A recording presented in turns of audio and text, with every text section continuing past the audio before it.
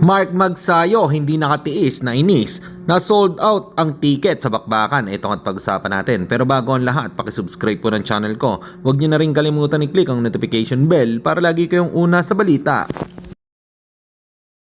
Pag-usapan nga po natin mga kaboxing, tila nainis naman si Mark Magnifico Magsayo sa nagkomento sa kanya. Ayon kasi sa sinabi nito, king ina mo, mahina ka naman sumuntok, puro ka porma. Sagot po ni Magsayo dito ay, wow, nanood lang ako ng wrestling. Galit na promoter ng wrestling. Promoter ko din kaya, andyan.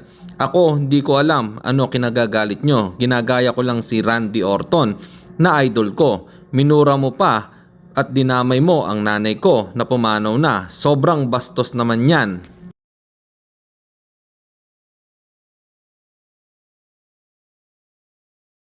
Samantalang dating conditioning coach ni boxing legend Manny Pacquiao na si Justin Fortune, nagbigay naman ng komento patungkol sa bakbakang Floyd Mayweather Jr. versus Manny Pacquiao.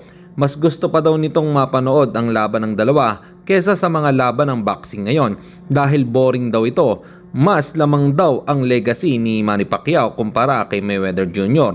dahil si Pacman ay gustong lumaban pa sa mga batang boksingero.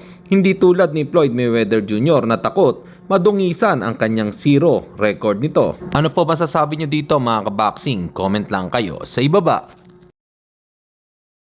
At sa kabilang balita naman tayo mga kaboxing, pinakita naman ni Janrel Cuadrolas Casimiro ang diet nito at mapapansin na kumakain lang ito ng prutas, gulay at nilagang mais paghahanda sa laban niya kay Luis Pantera Neri. Tila maganda naman ang naging resulta at pumayat siya. At ilang linggo na lang ay mapapanood na natin ang makasaysayang laban sa Japan. At balita din na sold out ang ticket ng bakbakang Japanese Monster Naoya Inoue at ni Junto Nakatani. Marami na nga ang nag-aabang kung sino ang mananalo sa dalawa.